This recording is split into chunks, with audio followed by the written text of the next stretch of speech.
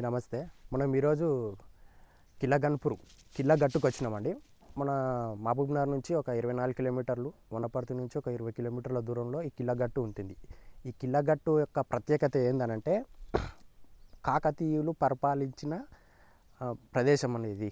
ఎన్నో రకాల చెరువులు ఉన్నాయంట, ఎన్నో రకాల కట్టడాలు అవి ఉన్నాయంట. అవి చూడడానికి ఈరోజు వచ్చినాము. చూద్దాం ఏమేమి ఉన్నాయో మనం పైకి వెళ్తుంటే మనకు తెలుస్తుంటుంది. ఓకేనా ఫ్రెండ్స్? మనకి ఇక్కడనే కోట కంటే కొద్దిల కిందల ఒక చిన్న గుడి ఉందండి. మనకు రావి చెట్టు చిన్న గుడి ఉంది. ఇక్కడ ఏ దేవుడు ఉన్నాడో ఒక్కసారి మనం దగ్గరికి వెళ్ళి ఇక్కడ ఆంజనేయ స్వామి గుడి ఉందండి, చిన్న గుడి కదా, స్వామివారి గుడి.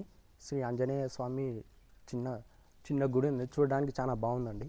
ఇక్కడ పైకి ఇక్కడ కాకతీయులు అనేవాళ్ళు వాళ్ళు ఆంజనేయ స్వామిని పూజించేవారని ఇక్కడ ఒక నమ్మకం అండి.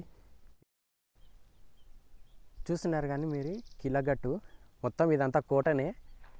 ఈ గట్టు పైన ఉన్న మొత్తం కోటనే, మొత్తం రాళ్ళతోటి నిర్మించిన కోట ఇదంతా. ఇప్పుడు ఈ గట్టు పైకి ఎక్కడానికి వెళ్దాము. దారి ఎటు నుంచి ఉందో చూడాలి. ఎవరు లేరు జనాలు, కొంచెం భయంగా ఉంది కానీ ఎక్కడదాం, పైకి ఎక్కి చూద్దాం ఏమేమి ఉన్నాయి. కానీ ఈ వెనకాల నుంచి ఇక్కడ ఏదో చిన్న దారి ఉందండి, వెళ్దాం, ఎక్కి చూద్దాం.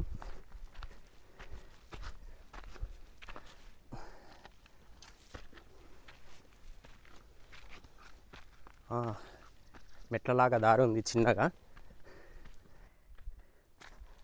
ఆ కాలంలో ఎట్లా ఎక్కుతున్నారో ఏమో, ఇంత పెద్ద మెట్లు, రాళ్ళ మెట్లు, క్రేన్లు లేవు, ఏం లేవు. ఎలా వేసారో ఏమో పైకి వెళ్ళడానికి దారి.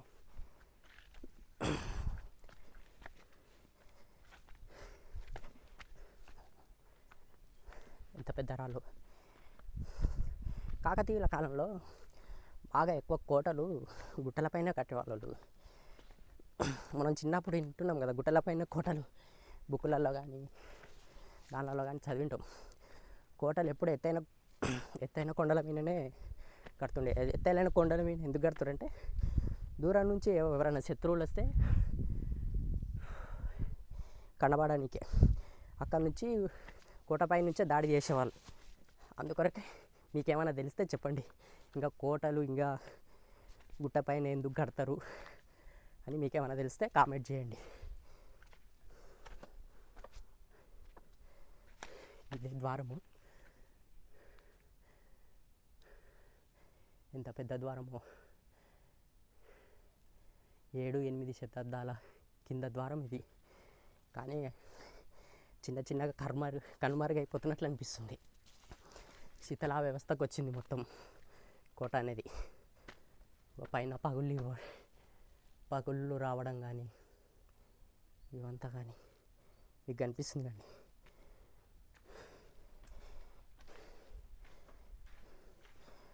ఎవరు లేనందుకు చూస్తుంటే భయంకరంగా అనిపిస్తుంది. పుల్లు ఇట్లా ఏం లేవు కదా. అమ్మ కింద అడిగి వచ్చిన ఏమైనా పుల్లు ఇట్లా ఏమైనా ఉన్నాయంటే, ఒకప్పుడు ఉండేవని చెప్పారు, ఇప్పుడైతే ఏం లేవన్నారు. వాళ్ళ మాట నమ్మి అయితే పైకి వస్తే చూద్దాం ఏం జరుగుతుందో. ఇది 2వ ద్వారం కోటలోకి.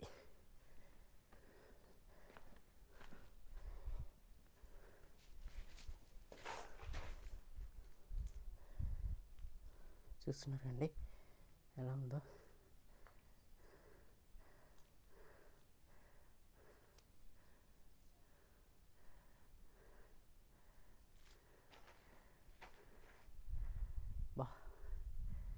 ఒక్కడే వచ్చి ఇక్కడ ట్రెక్కింగ్ చేస్తుంటే ఒక భయం, ఒక తెలియని ఫీలింగ్, ఒక భయము ఒకటి అది మనకు అనిపిస్తుంటుంది.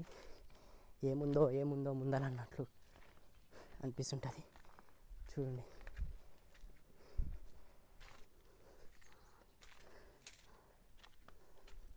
ఈడొక ఇంకొక పెద్ద ద్వారం, ఒక తోరణం లాగా ఉంది. కాకతీయుల కాలంలో తోరణాలు చాలా ఎక్కువ ఉంటాయండి కోటల పైన. ఇట్లా పెద్ద పెద్ద ద్వారాలు, పెద్ద పెద్ద రాళ్ళతోటి వాళ్ళు ఒక ప్రత్యేకమైన ఒక పగడ్బందీగా నిర్మిస్తుంటారు వాళ్ళు.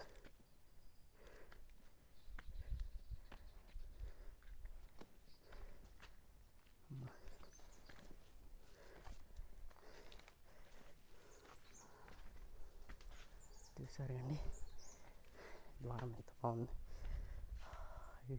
ఇంకొక తోరణం పైన పైకప్పు చూడండి ఎంత బాగుంది. శిథిలా వ్యవస్థకు వచ్చిందండి. దాదాపు 7-8 శతాబ్దాలు, అంటే 800 సంవత్సరాల క్రితం ఇది. మనకు ఎంతో అభివృద్ధి చేయాల్సి ఉంటుంది. మన కాకతీయులది వంశపార్యపర్యంగా ఈ చరిత్ర అండి, మనం కాపాడుకోవాలి.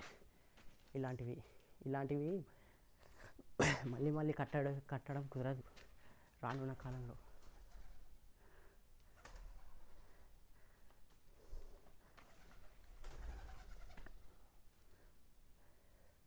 చూస్తున్నారు కానీ కోట ఎంత బాగుంది.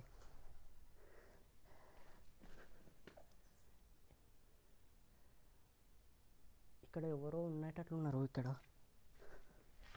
కానీ ఎవరైతే మనుషులు అయితే లేవు. ఒక మంచం ఉంది, ఏవో చిన్న చిన్న సామాను ఉంది. ఇక్కడ ఎవరో ఉండేటట్లున్నారు.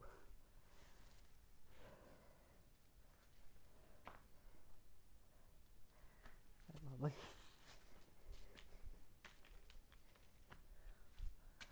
ఇక్కడ చిన్న దుర్గామాత టెంపుల్ లాగా ఉంది. ఒకసారి వెళ్ళి దర్శించుకుందాము. చూద్దాం, అమ్మవారు లాగా ఉన్నారు.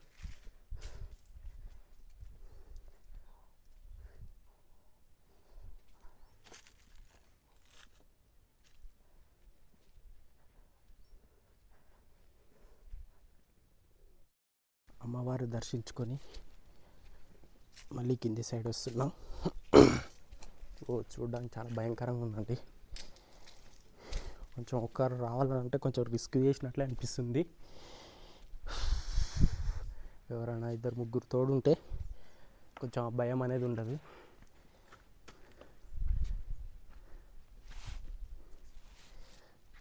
చూద్దాం, ఇంకా ఇక్కడికి ముందరికి వెళ్దాం.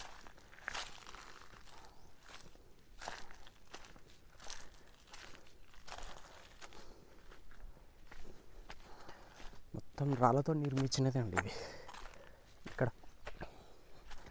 ఆంజనేయ స్వామిది చిన్నగా రాతి పైన చిన్న బొమ్మ ఉందండి, మీరు చూస్తున్నారు కదా.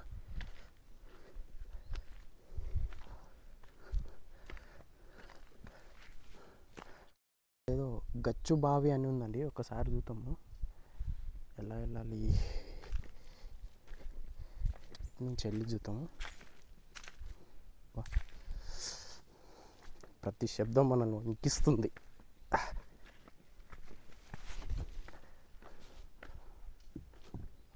నీళ్ళు ఇట్లా ఏం లేవు, తీనే ఉంది. అయినా కాకతీయుల యొక్క కళాఖండమే వేరండి. వాళ్ళు ప్రతిదీ ఒక పర్పస్ తోటి ఒక ఆలోచించి కడతారండి, ఏది కట్టినా ఇట్లా.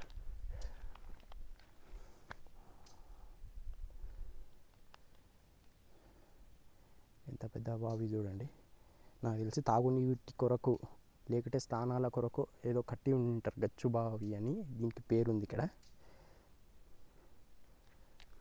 పోదాం, ఇంకా ముందుకు వెళ్దాం పైకి.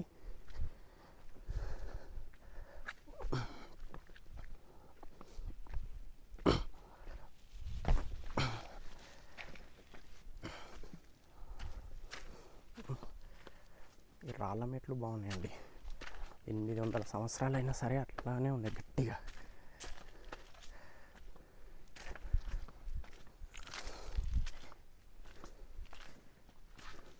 ఇంకా ముందు ఏమో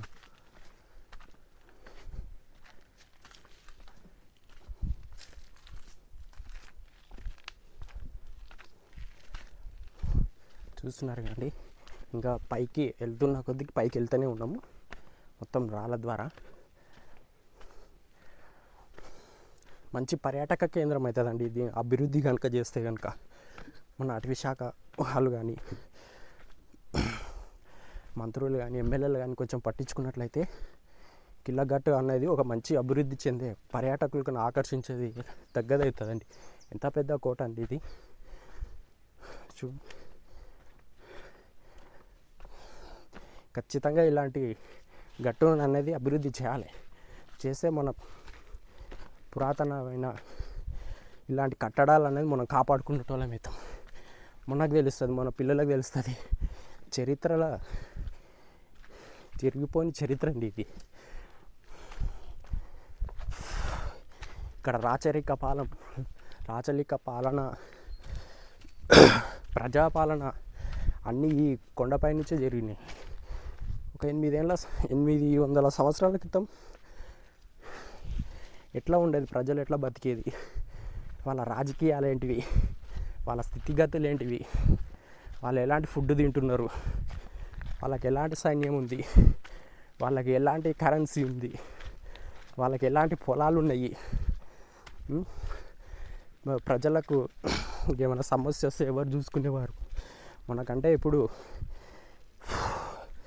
రాష్ట్రంలో శాసనసభలు, ఊళ్ళల్లో సర్పంచులు, పట్టణాల్లో మున్సిపాలిటీలు ఇలా ఉన్నాయి. కానీ అప్పటి కాలంలో ఒక ఊరుకు కానీ, ఒక గ్రామానికి కానీ, ఒక ఊరికి కానీ, ఒక జిల్లాకు కానీ ఎలా పరిపాలించేది, ఎలా ఉండేవాళ్ళు ప్రజలు, వాళ్ళకి ఎంత సెక్యూరిటీ ఉన్నది, ఎంత ఫ్రీడంగా ఉండేవాళ్ళు, ప్రాణ నష్టం ఎక్కువ ఉందా యుద్ధాల వల్ల, ఇవన్నీ మనకు తెలుస్తూ ఉంటాయండి. ఇలాంటివన్నీ అభివృద్ధి చేస్తున్నప్పుడు తెలుస్తుంటాయి. ఇంత పెద్ద రాళ్ళు మోసి ఎవరు పెట్టేవాళ్ళు. ఈ కాలంలో అంటే టెక్నాలజీ ఉంది, మన పెద్ద క్రెయిన్స్ కానీ అవి కానీ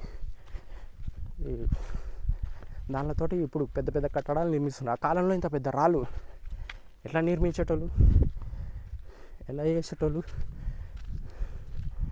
ఒక్కొక్క బండ ఎంత పొడుగుంది, 6 అడుగుల పొడుగుంది. నాకు తెలిసి ఒక్కొక్కటి 500 కిలోల నుంచి 1000 కిలోల వరకు ఉంటుంది.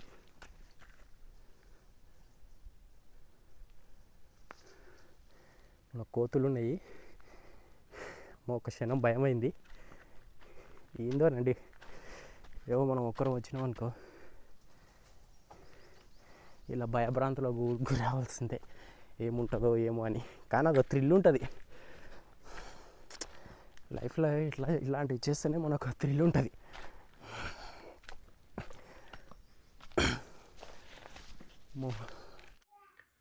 ఇప్పటిదాకా చూశారు కదా మీ వీడియో, కిలా కోట్ అది. అయితే ఈ వీడియో ఫుల్ వీడియో లెంత్ ఎక్కువైతుందని పార్ట్స్ చేశానండి.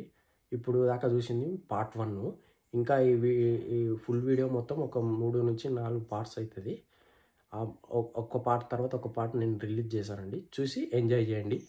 ఇప్పటివరకు మీకు ఈ వీడియో నచ్చినట్లయితే లైక్ చేసి, షేర్ చేసి, సబ్స్క్రైబ్ చేసుకోండి. మీరు సబ్స్క్రైబ్ చేసుకుంటే నాకు ప్రోత్సాహంగా ఉంటుంది. ఇట్లాంటి వీడియోలు ఇంకా మరిన్ని చేస్తూ ఉంటా. ఓకేనండి, థ్యాంక్ యూ.